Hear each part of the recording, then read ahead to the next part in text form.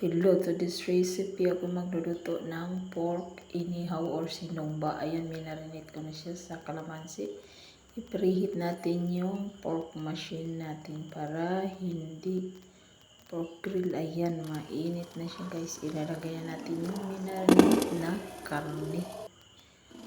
At ating babalik ta rin siya para magpantay yung luto niya. Ayan lang.